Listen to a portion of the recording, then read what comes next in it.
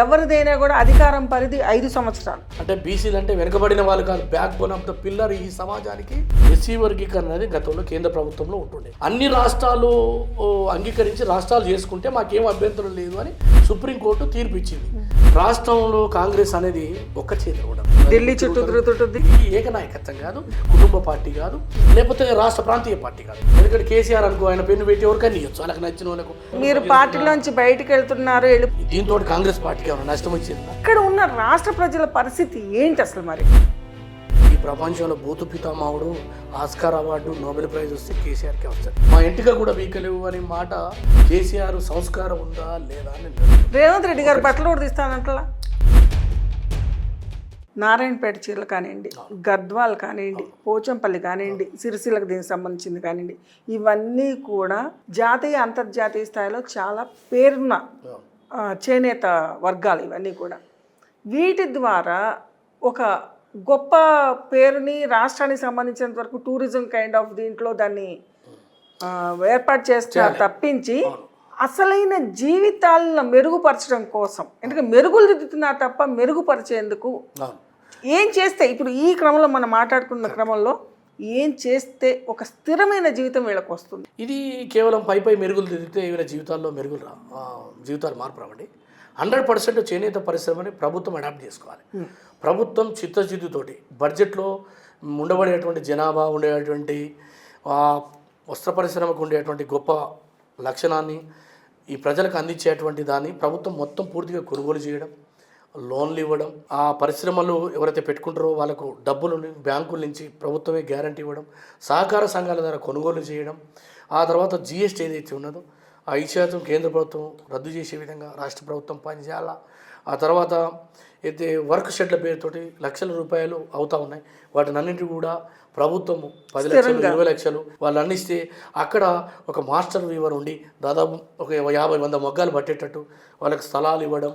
ఆ తర్వాత ఇవన్నీ కూడా కొనుగోలు కనుక పేరుకపోతే వాటిని కూడా ప్రభుత్వం తీసుకొని సబ్సిడీతోని పంపిణీ చేయాలి. మహిళలకి అనేకటువంటి సంఘాలు ఉన్నాయి, వాటి ద్వారా లేదా ప్రభుత్వంలో ఉండబడే ఉద్యోగస్తులు కొనుక్కోవాలని చెప్పాలా.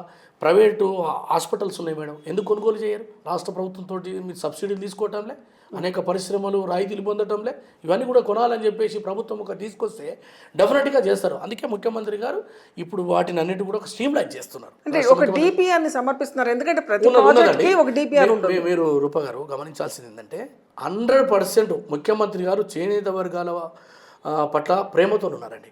ఎందుకంటే నాకు ఓట్లు వేసారు ఈ ప్రజలు, నేను తప్పకుండా ఈ వర్గాల నుంచి మంచి అనిపించుకోవాలి కాబట్టి వీరి సర్వతోముఖాభివృద్ధికి వీరిని ఆర్థికంగా, రాజకీయంగా, సామాజికంగా అన్ని వర్గాలతో సమానంగా నేను తీసుకుపోతా అని ముఖ్యమంత్రి గారు ఓ సంకల్ప బలంతో ముందుకు పోతున్నాం.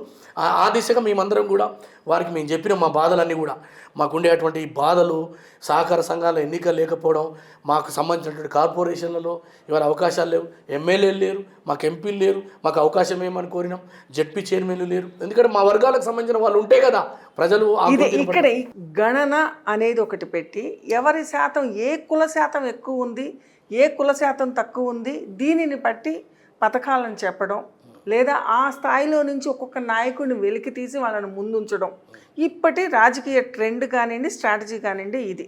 కానీ దీనివల్ల ఫలితాలు రావడం కన్నా కూడా ఆ వర్గానికి సంబంధించిన వ్యక్తులు నాయకులుగా మధ్యలో ఊగిసలాడడం అవుతోంది. ఎందుకంటే ఇటు పాలసీ మేకర్స్ ఎవరు, అటు ప్రజలకి ఒక మాట నిలబెట్టుకున్న వాళ్ళు ఎవరు. నేను అనేది సంకల్పం ఉండడం వేరు, ప్రతిదానికి ఒక గడువు ఉంటుంది, ఎక్స్పైరీ డేట్ ఉంటుంది. సో ఈ గడువు లోపల నేను కంప్లీట్ చేయగలుగుతాను అని మాట ఇవ్వడం కదా చిత్తశుద్ధి సంకల్పం అంటే. అలాంటిది ఏమైనా ఇస్తున్నారా? 100% మీరు గత ప్రభుత్వాలని రేవంత్ రెడ్డి గారి యొక్క పరిపాలన మీరు పోల్చుకుంటే కనుక 100% వారి పరిపాలనా కాలంలో కోల్పోయినటువంటి హక్కుల గురించి రాహుల్ గాంధీ గారు ఏదైతే భారత్ జోడో యాత్రలో బలహీన వర్గాలు, దళితులు, సామాన్య, ఆదివాసీ, గిరిజన, మైనార్టీ వర్గాల హక్కులను ఈ దేశంలో కోల్పోబడతా ఉన్నాయి.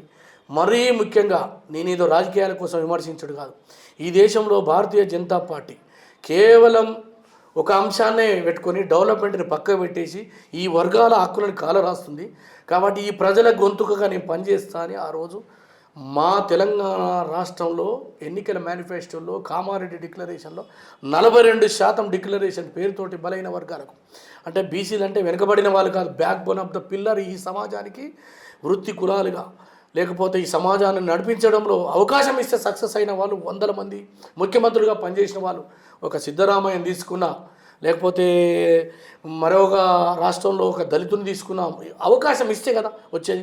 అటువంటి అవకాశాలని అందిపుచ్చుకోవాలి. మనం చాలాసార్లు మాట్లాడతాం అందరం మా హక్కుల గురించి, ఒక వాహకంగానో లేకపోతే ఉపయోగించుకోవడాన్ని ఎలా చూడాలి? నేనేమంటున్నంటే ప్రతి ఒక్కరు వాడుకున్నారు, అన్ని రాజకీయ పార్టీలు వాడుకొని ఉండవచ్చు, కానీ మా ముఖ్యమంత్రి గారు ఎందుకో ఈ వర్గాలకు మేలు చేయాలన్నటువంటి ఒక బలమైనటువంటి దూరదృష్టితోటి ప్రతిసారి మాట్లాడుతున్నారు. బీసీలకు హక్కులు కావాలంటారు, మరి పిల్లికి ఎవరు కట్టాలి కంట? కార్యాచరణ కార్యాచరణని రాష్ట్ర ముఖ్యమంత్రి గారు ఏదైతే కులగణన చేసిరో 56.78% అయితే ఉన్నదో అది మాత్రమే సహేతుకమైనది, సాంకేతికమైనది, అది మాత్రమే ప్రజలకు ఇవాళ అందుబాటులో ఉన్న నిజమైనటువంటి గణాంకన తప్ప మరొకటి కాదు.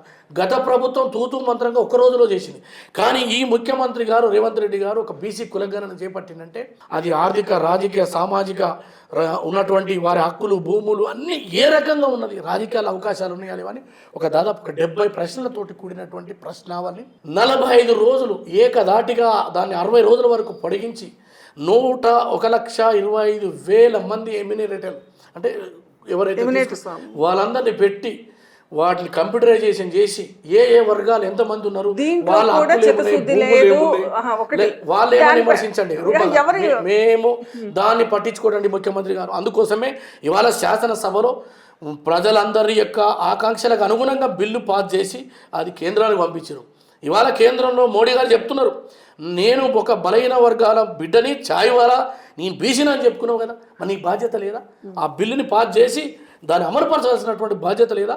ఈడబ్ల్యూసీ రిజర్వేషన్ పెట్టింది కదా, దేశంలో ఉండబడేటువంటి 10% అగ్రకులాలు ఉన్నాయి, మరి 10% ఇచ్చినవే మరి ఎందుకు ఇవ్వకూడదు? అందుకే ముఖ్యమంత్రి గారు దొంగ ఎవరో దోపిడీదారు ఎవరో తెరడానికే ఇవాళ మేము సంకల్పంతో ముందుకు పోయినాం. సరే, మీ సంకల్పానికి మీరు హామీ ఇవ్వగలుగుతారా? ఈ గడువు పరిధి లోపల బీసీలకి ఇవి ఏదైతే ఇచ్చామో హామీలు, ఎందుకంటే ఎవరిదైనా కూడా అధికారం పరిధి 5 సంవత్సరాలు. 5 సంవత్సరాలు అయిన తర్వాత మళ్ళీ కంటిన్యూ అయితేనేమో ఇంకొక రకమైన మాట ఉంటుంది రాజకీయ నాయకుడిది. 5 ఏళ్ల తర్వాత ఆగిపోతేనేమో మేమేం చేయలేం కదా, అధికారం లేదు కదా అంటున్నారు. దీన్ని మీరు సరైన పరిష్కారం వైపు తీసుకెళ్ళడానికి మీ నాయకుడి ద్వారా మీరు సాధించడానికి ఏం చేయబోతున్నారు? రేవంత్ రెడ్డి గారు ఒక రెడ్డి సామాజిక వర్గం అగ్రకులంలో పుట్టి ఉండవచ్చు, కానీ వారి ఆలోచనలు మొత్తం కూడా ఈ వర్గాలకు సామాజిక న్యాయం చేయాలి. ఇది సామాజిక న్యాయం అనేది కేవలం బోర్డుల మీద రాస్తుండ్రు.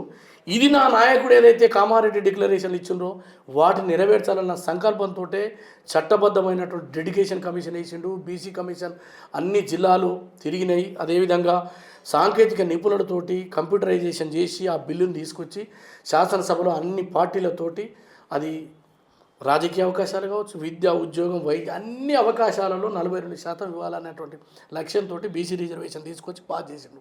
కానీ ఆ రిజర్వేషన్ బిల్లు అనేది అమలు చేయాల్సినటువంటి బాధ్యత కేంద్రాన్ని ఉంటుంది మేడం. ఇది రాష్ట్ర ప్రభుత్వం అమలు చేసి దేవతా వస్త్రాలు అంటాం. ఇప్పుడు దేవతా వస్త్రాలు ఉన్నాయని చెప్పంటారు, కానీ ఏది ఉండదు. మీరు గమనించాల్సింది ఏంటంటే చట్టంలో ఇప్పుడు ఎస్సీ వర్గీకరణ ఉంది. ఎస్సీ వర్గీకరణ అనేది గతంలో కేంద్ర ప్రభుత్వంలో ఉంటుండే, కానీ సుప్రీంకోర్టు ఏం తీర్పిచ్చింది, అన్ని రాష్ట్రాలు అంగీకరించి రాష్ట్రాలు చేసుకుంటే మాకేం అభ్యంతరం లేదు అని సుప్రీంకోర్టు తీర్పిచ్చింది. ఏది 5గురు బెంచ్ ఉన్నది, 4 ఒప్పుకున్నారు, ఒక ఆయన ఒప్పుకోలేదు. అయినప్పుడు కూడా రాష్ట్రాలు ఇవాళ అందుకే భారతదేశంలో మొదటిసారిగా కులగణన తెలంగాణ రాష్ట్రంలో చేపట్టిన చరిత్ర, రికార్డు సృష్టించిన చరిత్ర రేవంత్ రెడ్డి గారు. చరిత్ర బాగానే ఉంటుంది, ఫలితం కదా కావాలి. ఆ ఫలితం అనేది ఎప్పటికి వస్తుంది? నేనేమంటున్నానంటే డెడ్ లైన్ అనేది మేము పెట్టింది కాదు, కేంద్ర ప్రభుత్వం చేయాల్సిన బాధ్యత. అది భారతీయ జనతా పార్టీ బీసీల కోసం చేస్తున్నామని చెప్తున్నా. మళ్ళీ ఎస్కేపిజమేగా ఇది, ఆర్భాటమేగా ఇది. తప్పండి, ఎందుకంటే ముఖ్యమంత్రి గారు వారు ఏదైతే చేయగలిగినంత పని చేసిండ్రు. ఇప్పుడు మీరున్నారండి, మేము ఉన్నామండి. నేను నా పరిధిలో 50 కేజీలు మోసుకొని రాగలను పైకి. 200 కేజీలు మేము ఎట్లా మోయగలుగుతామండి? మా పరిధిలో ఎంత మొయ్యగలము అంతన్న పరిష్కారం ఇవ్వాలిగా. 100%. అందుకోసమే మొన్న జరిగినటువంటి ఎమ్మెల్సీలో ఎవరికి ఇచ్చారంటే అద్దంకి నాయక్ ఎవరండి, ఒక దళితుడు. అదేవిధంగా శంకర్ నాయక్ ఎవరండి, గిరిజనుడు అండి. అదేవిధంగా నెల్లికంటి సత్యం ఎవరండి, సిపిఐ నుంచి వచ్చిన ఒక యాదవ్ సామాజిక వర్గం. మాకు 4 అవకాశం ఉంటే మేము 3 ఇచ్చినాం కదా. ఇది కదా మా సంకల్పం. తర్వాత రాష్ట్రంలో బీసీల నియామకం చేస్తే అన్ని బీసీలకు, ఎస్సీలకు, ఎస్టీలకు, అగ్రకులాలకు 2 చోట్ల మీరన్న 4 పేర్లు కూడా చాలా స్ట్రగుల్ చేయాల్సిన అవసరం. అసలు యువర్ సెల్ఫ్ మీరు కూడా ఇవాళకి ఒక ఎమ్మెల్సీ కోసమో లేకపోతే ఇంకొక దీనికోసమో ఇంకా వేచి చూడాల్సిన పరిస్థితి. దీనిని సమానత్వంగానో లేకపోతే సమన్వయంగానో ఎలా చూస్తారు మీరు? ఎందుకంటే మీరు ఆల్రెడీ ఆ స్థానంలో ఉన్నారు. నేనేమంటున్నానంటే సరే, అవకాశాలు అనేవి సమయాన్ని బట్టి ఆ యొక్క నాయకుడు తీసుకుని అద్దంకి దయాకర్ గారు 3 సార్లు 4 సార్లు ముందుకొచ్చి ఈక్వేషన్స్ వెనక్కి వెళ్ళాల్సి వచ్చింది. అంటే మీరు గమనించాలి, అద్దంకి దయాకర్ గారు 2 సార్లు పోటీ చేశారు. 3 సార్లు 2 సార్లు అంటారు కానీ ఇక మేము వారితో సమానంగా పని చేసినప్పుడు కూడా మాకు ఇక అవకాశం రాలే. వారు ఎమ్మెల్సీ అయినరు, సంతోషం, వారికి దక్కాల్సిందే, డౌట్ ఏం లేదు. వారికి 2 సార్లు ఇచ్చిన అవకాశం తుంగతుర్తి నుంచి, మాకు ఒక్కసారి ఇట్లా అవకాశం మీలే. నష్టపోయిన వాళ్ళలో మేమున్నాం. కానీ రాష్ట్రంలో కాంగ్రెస్ అనేది ఒక్క చేతిలో ఉండదండి. రాష్ట్రంలో అంతా రాజకీయ నాయకుల చుట్టూ తిరుగుతుంటుంది. దాంట్లో ఢిల్లీ చుట్టూ తిరుగుతుంది. కేంద్ర నాయకత్వం కదా ఇది, ఏక నాయకత్వం కాదు, కుటుంబ పార్టీ కాదు, లేకపోతే రాష్ట్ర ప్రాంతీయ పార్టీ కాదు. ఎందుకంటే కేసీఆర్ అనుకో ఆయన పెన్ను పెట్టి ఎవరికైనా ఇవ్వచ్చు, వాళ్ళకి నచ్చిన వాళ్ళకు మందు గోళీలు ఇచ్చిన వాళ్ళకి ఇవ్వచ్చు, లేకపోతే ఆయనకు నచ్చిన వాళ్ళకి ఇవ్వచ్చు. చంద్రబాబు నాయుడు గారు వారికి నచ్చిన వాళ్ళకి ఇవ్వచ్చు. ఇప్పుడు ప్రాంతీయ పార్టీలకు ఆ స్వేచ్ఛ ఉంటుంది. కానీ కాంగ్రెస్ పార్టీలో పార్టీకి పనిచేయడం, వారి వల్ల పార్టీకి ఉపయోగం, ఏ వర్గాలకైతే అన్యాయం జరిగిందో ఆ వర్గాలను నింపుకుంటే పోయే కార్యక్రమం చేస్తారు. కాబట్టి 100% నేను ఒక విశ్వాసంతో ఉన్నా. ఇప్పుడు ఒక మాట చెప్తా, పార్టీలో కష్టపడే నాయకులకు న్యాయం చేయాలన్నా కేంద్ర ప్రభుత్వం చేయాలి. ఇక్కడ సామాన్యులకు న్యాయం జరగాలన్నా అధికారంలో ఉన్న కేంద్రం చేయాలి. అంటే ఇక్కడ ఉన్న రాష్ట్ర ప్రజల పరిస్థితి ఏంటి అసలు మరి? అంటే అలా ఆకాశం వైపు చూస్తూ రాష్ట్ర ప్రభుత్వాలు, రాజకీయ నాయకులు, మీలాంటి క్షేత్రస్థాయి నాయకులు పరిష్కారం చూపించగలిగే సమస్యలు మీరేమన్నా ఐడెంటిఫై చేశారా? అసలు ఇక్కడిక్కడ అయిపోతాయి, మన రాష్ట్ర బడ్జెట్లో అయిపోతాయి, మనకు సంబంధించిన నాయకుల పరిధులు అయిపోతాయి అనిపించి, అంటే అప్పుడైనా కొన్ని సమస్యలు పరిష్కృతం అవుతాయిగా. అంటే మీరు చెప్పిందంటే 2 ఉన్నాయి. ఒకటేమో మీరు బడ్జెట్, తర్వాత నాయకులతోనే అనుకునేటువంటి కార్యక్రమాలు ఒకటైతే, పదవులకు సంబంధించిందేమో కేంద్రంలో ఉండేటువంటి అధినాయకత్వం. అంటే మాకు అనేది ఢిల్లీ కేంద్రం, ఏఐసిసి కానీ తర్వాత బీజేపీలకు కేంద్రంలో ఉంటుంది.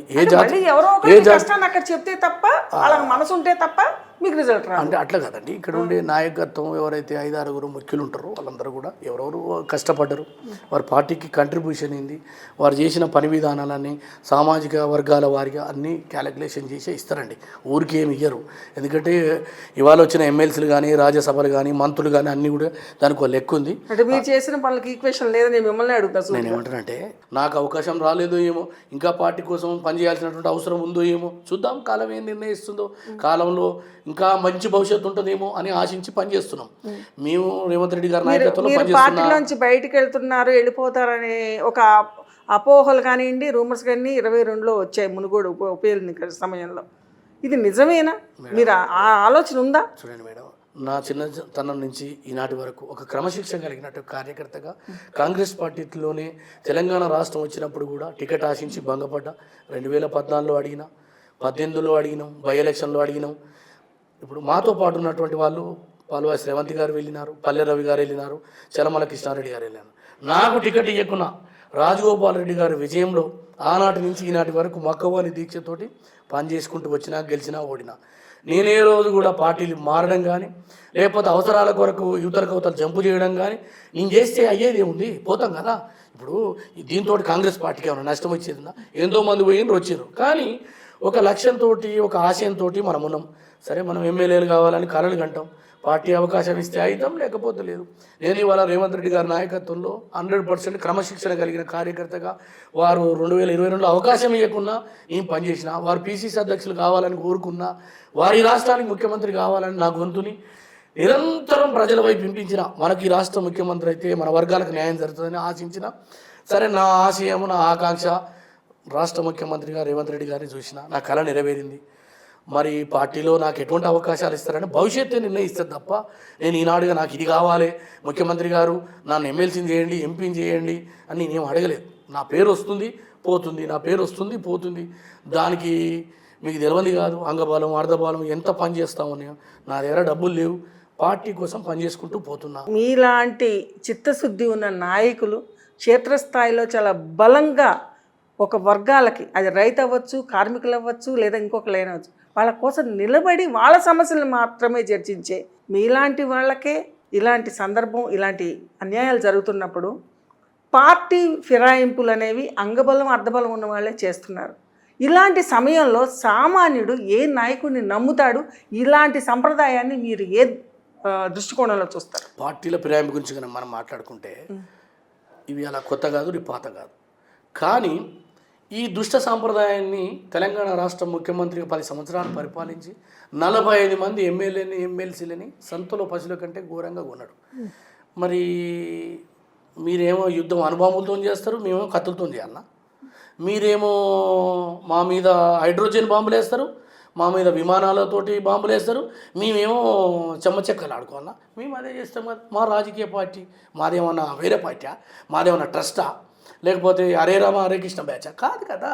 రాజకీయ పార్టీ రాజకీయాలు చేస్తాం. మరి నువ్వు చెప్పిన విద్య కదా నీరజాక్ష. ఇవాళ నీతి గురించి మనం మాట్లాడే స్థాయిలో రాజకీయ పార్టీ లేవండి.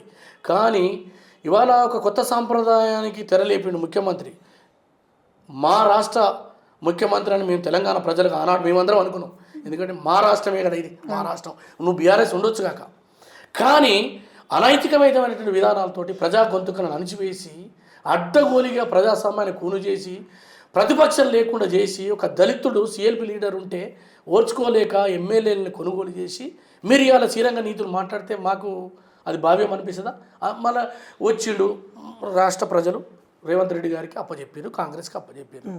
మాకు 65 వచ్చినాయి. కానీ వచ్చిన తెల్లారి నుంచే ఈ ప్రభుత్వం కూలిపోతుంది, ఈ ప్రభుత్వం కాలిపోతుంది, దిగిపోతుంది, ఇగొచ్చే అగొచ్చానంటే మేము అప్రమత్తం కామా? మీ లెక్కనే మేం కదా. కాబట్టి ఇందులో మినహాయింపులు ఏం లేవు. 100% వారికే చట్టం ఉందో, వారికే లా ఉందో, వారికి ఏ రకమైనటువంటి కోర్టులు ఉన్నాయి, మాకు అయ్యే కోర్టులు. కాబట్టి రాజకీయ పార్టీని నమ్మాలా వద్దా అనేది ఆ రాజకీయ నాయకుని, రాష్ట్రానికి నాయకత్వం వహించినటువంటి నాయకుని బట్టి ఉంటుంది. ఆ నాయకుడు చక్కగా పోతే అందరు చక్కగా పోతారు. ఇక మాలాంటి నాయకుడి గురించి మాట్లాడుతూ ఉన్నారు. 100% నేను ఇవాళ మీ ఛానల్ ద్వారా నేను తెలంగాణ సమాజానికి ఒక అప్పీల్ చేస్తున్నా. నాకు 44 సంవత్సరాలు ఉన్నాయి.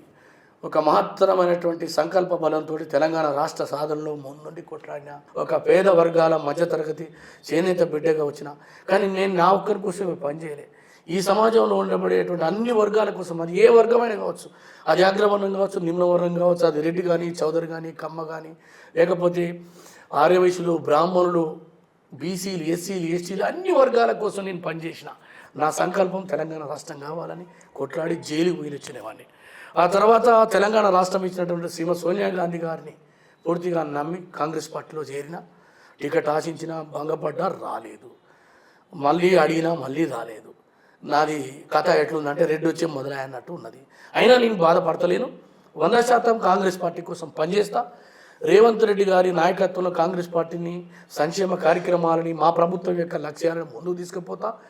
నేను మరొకసారి అప్పీల్ చేస్తున్నా, ఎట్టి పరిస్థితుల్లో నేను పార్టీలు మారడం కానీ, లేకపోతే టికెట్ల కోసం జంపు జలాల్ని కానీ నేను చేయనండి. మీరు చేయరు. కానీ ఇక్కడ నీతి సూత్రాలు అనేది ఎదుటి వాళ్ళకి చెప్పడం మన తప్పులు. గురివింద గింజ అంటాం కదా. ఉద్యమ సమయంలో భాషకు సంబంధించిన సంస్కారం మర్చిపోవడం అనేది ఉద్యమ తీవ్రత అని చెప్పని అన్నాము. ఆ సమయం అయిపోయింది. ఎలక్షన్ సమయంలో ఆ ఉద్యమ నేత తప్పులు చేస్తున్నాడు కాబట్టి మేము ఆయన వాడిన భాషనే మేము వాడతాము అని చెప్పని ప్రస్తుత ముఖ్యమంత్రి మాట్లాడారు. సో వీళ్ళిద్దరూ మాట్లాడుకునే దీంట్లో మళ్ళీ వాళ్ళుగా నిజంగా చెప్పాలంటే జర్నలిజం మీద పడ్డారు. జర్నలిజం అనేది క్షేత్రస్థాయిలో జనాలు ఏం మాట్లాడుకుంటున్నారో యథాతథంగా తీసుకొచ్చి ప్రజల ముందు పెట్టడం అనేది ఒకటి చేస్తున్నారు. అటువంటి ఆ నిజమైన జర్నలిజాన్ని పక్కకు పెట్టి వేరే జర్నలిజాన్ని పెంచి పోషించి వాళ్ళకు అనుగుణంగా ఉండేది పెంచి పోషించిన నాయకులుగాను వీళ్ళు పేరు తెచ్చుకున్నారు. కానీ తమకి నొప్పి వచ్చినప్పుడే మొన్న రేవంత్ రెడ్డి గారు భార్య పిల్లలను అంటున్నారు అని చెప్పని స్పష్టంగా ముఖ్యమంత్రి గారు ఈ రకంగా భాష గురించి మాట్లాడడాన్ని ఎలా చూడాలి? ఎందుకనంటే ఆయన భాషలో చాలా అసహ్యకరమైన పదాలు చాలా చూసాం. తొండల్ని వదలటం అన్నారు, రెండాలు అన్నారు, ఇంకా రకరకాలుగా ఎవరు మగాడు అనేదాకా కూడా వెళ్ళారు స్థాయి వరకు ప్రత్యర్థి నాయకుల్ని. అంటే ఒకళ్ళని ఎత్తి చూపించే ముందు 4 వేళ్ళు మన వైపు తిరుగుతున్నాయన్న ఆలోచన ఒక రాష్ట్ర నాయకుడు మర్చిపోవడాన్ని ఎలా చూడాలి? మేడం, ఉద్యమం సందర్భంలో ఆ రోజు కేసీఆర్ గారు ఎన్నో మాటలు మాట్లాడారు. చాలా పెద్ద భాషలు. ఇక అసలు అవి చెప్పుకుంటూ పోతే ఈ ప్రపంచంలో భూతు పితామహుడు, ఆస్కార్ అవార్డు, నోబెల్ ప్రైజ్ వస్తే కేసీఆర్కే వస్తుంది. పోనీ రాష్ట్ర ముఖ్యమంత్రిగా మీరు వచ్చిండ్రు, ఒక రాష్ట్ర ముఖ్యమంత్రి హోదాలో మాట్లాడాల్సినటువంటి మాటలు వదిలిపెట్టి కల్చర్లెస్గా మాట్లాడి అవహేళన చేసి నీచాతి నీచమైన బండ బూతులు రాయడానికి వినడానికి అవకాశం లేనటువంటి భాషలు ప్రయోగించి కేంద్ర మంత్రిని, ప్రధానమంత్రిని, ప్రతిపక్ష నాయకుడిని అడ్డగోలుగా తిట్టినటువంటి సందర్భం వందల వేలుని. మరి అటువంటి సందర్భంలో ఒక ప్రతిపక్ష నాయకునిగా ఆ రోజు రేవంత్ రెడ్డి గారు సరైనటువంటి సమాధానం ఇవ్వాలన్నటువంటి ఆలోచనతోటి తిట్టడు తప్ప వారి కనీసం బుద్ధితోనైనా ఆ రోజు ముఖ్యమంత్రిగా ఉన్న కేసీఆర్ మార్చుకుంటాడేమని అన్నాడు తప్ప వ్యక్తిగతమైనటువంటి దూషణలు మీరంతా చూడండి ఎప్పుడు కూడా మాట్లాడలేదు. ఎందుకు నేను చెప్తున్న ఈ మాట అంటే, లక్షల సార్లు వాళ్ళ మంత్రులు మాట్లాడిరండి. కేటీఆర్ అయితే నపుంసకులు, వెధవలు, రండలు ఇవన్నీ ఇక మీరు మీ దాంట్లో కట్ చేస్తూ వస్తున్నారో నాకు తెలియదు, కానీ ఇటువంటి నీచాతి నీచమైన భాష మాట్లాడి ఇవాళ మేము అధికారంలోకి వస్తే ఓర్చుకోలేని మీరు మీ సొంత సోషల్ మీడియాలో మీ మంది మాగదుల యొక్క టీవీలలో ముఖ్యమంత్రిని ఎంత పడితే అంత మాట అనొచ్చునా మేము వ్యతిరేకిస్తామండి. ముఖ్యమంత్రిని తిట్టకూడదు. భాష అనేది అందరికీ ఒకటే, మీకైనా మాకైనా ఈ భాష. కానీ ఆ బూతు పంచాంగం నేర్పినటువంటి పితామహులు మీరేగా, బాటలు వేసింది మీరేగా. మరి అట్లాంటప్పుడు మరి ఇవాళ మమ్మల్ని మేము ఆ రోజు చాలా జాగ్రత్తగా మాట్లాడుకుంటూ వచ్చిందండి రేవంత్ రెడ్డి గారు. అంశాలను తీసుకున్నాం. ఒకటి నిరుద్యోగుల్లో, తర్వాత బలైన వర్గాలకు అన్యాయం జరగడం, ఆ తర్వాత పేపర్లు అమ్ముకుంటే గ్రూప్ 1, గ్రూప్ 2, తర్వాత డిఎస్ వేయకపోతే వీటి గురించి మాట్లాడాడు రేవంత్ రెడ్డి గారు తప్ప వ్యక్తిగతంగా వాళ్ళ కుటుంబాల గురించి మేము ఎన్నడూ మాట్లాడలేదు. ఈ రోజు మాట్లాడలేదు. ముఖ్యమంత్రి గారు ఇవాళ ఉన్న ముఖ్యమంత్రిగా ఇవాళ రేవంత్ రెడ్డి గారు ఒకటే చెప్తున్నాడు. మీరు మాట్లాడారు భూత పంచాంగం అంటున్నారు, లేదా మీరు మాట్లాడుతున్నారు. వీళ్ళు నాయకులు మీరు మాట్లాడి మేము అనుసరించమా అని విఘ్నత గల నాయకులు మాట్లాడుతున్నారు. ఈ ఇద్దరు నాయకులు రాష్ట్ర స్థాయి నాయకులు మాట్లాడినప్పుడు సామాన్యుడు అనుసరించడా అండి? ఆవు చేలో మేస్తే దూడ గట్టున మేస్తుందా? అవును, అందుకోసమే నేను ఏమంటానంటే సామాన్యుడు తిట్టేదాన్ని రేవంత్ రెడ్డి గారు ఎందుకు తీసుకోలేకపోతున్నారు? ఇప్పుడు ఒకటండి, సామాన్యులు లేదా బాధతోటో కష్టంతోటో దుఃఖంతోటో ఊళ్ళలో మాట్లాడతారు. కానీ దాన్ని తీసుకొచ్చి సోషల్ మీడియాలో వచ్చి ముఖ్యమంత్రిని తిట్టించి, లేకపోతే వాళ్ళకు అనుకూలమైనటువంటి ఛానల్లో ఆ తర్వాత వాళ్ళ కుటుంబాలని, అన్నదమ్ములను తిడితే ఆయన వ్యక్తి కాదా? ఆయన రక్తం మసలదా? నిన్నంటే ఎందుకు బాధ? ఈ బాధ ఒకవేళ నిన్నే మేము అట్లా అంటాం అనుకో, కేసీఆర్ కుటుంబాన్ని, మీకు బాధ కాదా?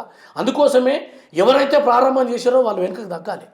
కానీ ముఖ్యమంత్రిని పట్టుకొని వ్యక్తిగతంగా హననానికి పాల్పడడం ఎంతవరకు కరెక్ట్? ఇది అంటే మీరు ఏదైనా మాట్లాడతారా? మీరు ప్రతిపక్షంలో ఉండరు కాబట్టి మీరు ఏదైనా చెల్తుందా? ఇది కాదు కదా. ఇవాళ రాష్ట్రంలో పరిపాలన మీద మాట్లాడు, నిరుద్యోగుల సమస్యల మీద మాట్లాడు, రైతాంగం గురించి మాట్లాడు, మహిళలకు అమలు చేస్తున్న పథకాల మీద తప్పులుంటే మాట్లాడు. కానీ ప్రజల గొంతు నొక్కుతారు, ప్రతిపక్షాలను బయటికి గెంటేస్తారు, మీడియాని మూసేస్తారు, ఛానళ్ళని మూసేసారండి వాళ్ళు ఆ రోజుల్లో. అంటే నేను ఒకటి అడుగుతాను, అధికారంలో ఉన్నప్పుడు కీలకమైన మనిషి రాష్ట్రంలో ఆయనకి ఈ విషయాలు నచ్చినప్పుడు, నిజంగా చెప్పాలంటే గవర్నమెంట్ అనేది ఏర్పడిన తర్వాత శ్వేతపత్రం అంటూ రాష్ట్ర స్థితిగతులన్నింటినీ కూడా బయటకు తీసుకొచ్చి చూపించిన వ్యక్తి ఇలాంటి లోపాలను కూడా ఎక్కడికక్కడ ఇన్వెస్టిగేట్ చేసి ఇది జరుగుతోంది అని రుజువులతో చూపించి మాట్లాడితే బాగుండేది. కానీ ప్రజా సమస్యలని ఎక్కడైతే చర్చించాలో, ప్రజా సమస్యల పరిష్కారానికి ఎక్కడైతే చర్చించాలో, స్వంత సమస్యని చర్చించడం అనేది అది విమర్శలకు దారితీయలేదా? అంటే ఒకటండి, మాకు మేముగా ఎన్నడుగా ముఖ్యమంత్రి రేవంత్ రెడ్డి గారు ఎన్నడూ కూడా కుటుంబ సమస్యలను, మరో సమస్యను ఎలుగెత్తి చూపించాల్సిన అవసరం లేదు. ఎందుకంటే ఆయన చెప్పిండు, నాకు ఆ బిడ్డ ఉంది, పెళ్ళి అయిపోయింది, ఇక నేను ఈ రాష్ట్ర ప్రజల కోసం పనిచేస్తా, రాష్ట్ర ప్రజల యొక్క అభివృద్ధి సంక్షేమ కార్యక్రమాలని ప్రజలకు, ఎందుకంటే రాజకీయంగా మనం కొట్టుకున్నాం, అధికారం వచ్చిన తర్వాత కూడా మీరు ఈ రకమైనటువంటి వ్యక్తులను కించపరుస్తూ, అవహేళనతో చేస్తూ, అడ్డగోలిగా మాట్లాడుతూ, ఇష్టం వచ్చిన రీతిగా మాట్లాడుతుండండి. మా ఇంటికి కూడా బీకలేవు అనే మాట కేసీఆర్ సంస్కారం ఉందా లేదా అని నేను అడుగుతున్నాను. రేవంత్ రెడ్డి గారు బట్టలు కూడా తీస్తానంటలా. ఇన్ని మాటలు మాట్లాడిన తర్వాత ఒకరికైనా ఇప్పుడు ముఖ్యమంత్రి అనే పదవి పక్కకు పెట్టు, మన కోపం రాదా అండి? మన కుటుంబ సభ్యులని, మన బిడ్డని, మన పిల్లల్ని సమన్వయం, సహనం, కంట్రోల్ ఉండాలిగా, నియంత్రణ ఉంటుంది. కానీ ఒక దశకు వచ్చేసరికి మీరైనా మేమైనా మేడం, ఎలా ఒక మీడియా ఉంది కాబట్టి మనం కొన్ని మాటలు మాట్లాడలేని పరిస్థితి ఉన్నది. కానీ కొన్ని సందర్భాలలో మన కుటుంబాన్ని తిడితే మన రక్తం మసలదా? మన మన మన వ్యక్తులని, మన భార్యలని, మన అమ్మని, మన తల్లిని తిడితే మనకు బాధ కదా? అందుకే ముఖ్యమంత్రి గారు ఆ రకంగా అన్నారు తప్ప వారిని మొదటగా దూషించలేదు. రెండో విషయము, ఇవాళ మాకు మేముగా వ్యక్తిగతంగా లేదా దాడి చేస్తలేమండి. వ్యక్తిగతంగా దాడి చేసి 2 సార్లు జైలు పంపించారు రేవంత్ రెడ్డి గారిని. ఇవాళ ఫోన్ ట్యాపింగ్లో అడ్డంగా దొరికినటువంటి దొంగల దోపిడీ ముఠ కేసీఆర్ యొక్క కుటుంబం. వాళ్ళు రహస్యంగా వినాల్సినటువంటి అన్నీ కూడా విని ఏం చేయాలో అది చేసి ఈ రాష్ట్రంలో అవన్నీ బయటకు వస్తూ ఉన్నాయి. కాళేశ్వరంలో 100,000 కోట్ల రూపాయలు దోచుకుని ఎంక్వైరీ జరుగుతూ ఉంది. మిషన్ భగీరథకు సంబంధించిన కూడా ఎంక్వైరీ నడుస్తుంది. తర్వాత ధరణి పేరుతోటి 100,000 ఎకరాలు తీసుకున్నారు. ఇవి ఎంక్వైరీ అవుతున్న చట్టబద్ధంగా అధికారులతోటి ఎంక్వైరీ చేపిస్తున్నాం. మేము వ్యక్తిగతంగా ఆరోపణ చేసి వదులుకోవటం లేదు. కానీ మీరు ఇవాళ అసహనంతో, అంటే మీ దొంగ అన్నట్టుగా తాము దొంగతనం చేస్తారు, దోపిడీ చేస్తారు, రాష్ట్ర సంపద దోచుకుంటారు, మీ కుటుంబాన్ని దోచిపెట్టుకుంటారు. తిరిగి మేము ఎంక్వైరీ చేస్తుంటే అట్లా కాదు, ఇట్ట చేయొద్దు, అట్ట చేయొద్దు, నువ్వు ఎట్ట చెప్తావు? ఒక ముఖ్యమంత్రికి విచక్షణ అధికారం ఉంటుంది. మీరు చేసినటువంటి తప్పు చేసినా లేదా అని ఎప్పుడు తెలుస్తుంది? ఎంక్వైరీ తర్వాత తెలుస్తుంది. నువ్వు ఈ కార్ రేస్ పేరుతోటి 40-50 కోట్ల రూపాయలు అప్పనంగా దోచిపెట్టి 100 కోట్లు దోచిపెడతానికి ప్లాన్ వేసినావు. దానికి ప్రభుత్వం 15 కోట్ల రూపాయలు RBIకి పన్ను కట్టింది.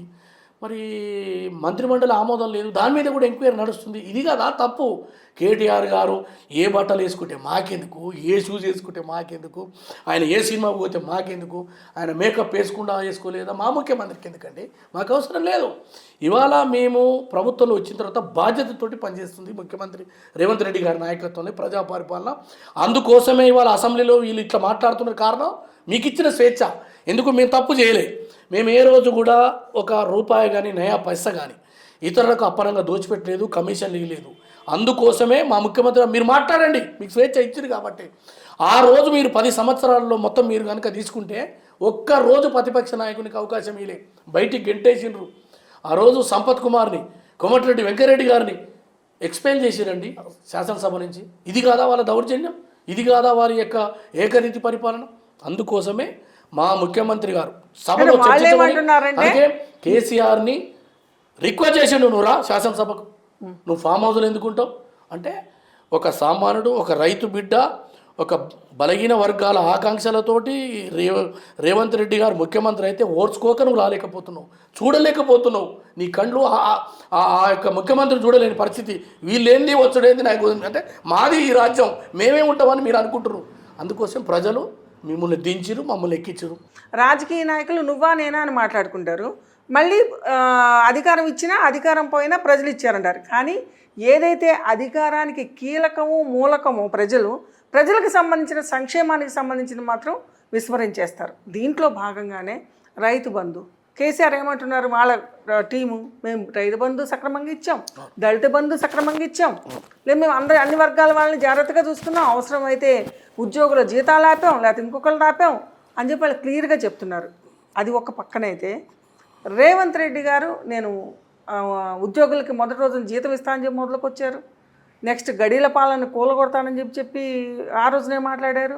నెక్స్ట్ ఆయన చేసింది రైతు బంధు ఇవ్వట్లేదు. నెక్స్ట్ హైడ్రా అనే కూల్చివేతల్లో సామాన్యులు కూడా నిందలు వేసే పరిస్థితి వచ్చింది. వీటన్నిటిని ఎలా చూడాలి కూలంకషంగా? మేడం, రాష్ట్ర ముఖ్యమంత్రిగా ఏ రోజైతే ప్రమాణ స్వీకారం చేసారో మొదటి రోజు బస్సులో ప్రయాణం చేయడానికి తొలి సంతకం చేసిండు. అది వారి యొక్క విజన్కు, వారి యొక్క హామీకి నిదర్శనం. 2 కంచె గోడలు కట్టబడ్డాయి. ప్రగతి భవన్ అనేది అయితే మీ సామ్రాజ్యం నిర్మించుకున్న కేసీఆర్ గారి యొక్క సామ్రాజ్యం, ఆ సామ్రాజ్యం చుట్టూన్నటువంటి ఇనుప కంచెలను తొలగించాడు. అది మా ముఖ్యమంత్రి గారి యొక్క సంకల్పం. రైతు బంధు సరిగా అమలు కాకపోవడం అండ్ హైడ్రా కూల్చివేతల ఆర్భాటం, ఈ రెండింటిని కొత్త ప్రభుత్వాన్ని ఏ కోణంలో ప్రజలు చూడాలని చెప్పి అంటారు మీరు? కొద్దిగా ఇబ్బందులు ఉన్నా కానీ 1వ తారీఖున జీతాలు వేయడం, తర్వాత 57,000 మంది కొత్త ఉద్యోగాలు ఇచ్చినటువంటి చరిత్ర రేవంత్ రెడ్డి గారి.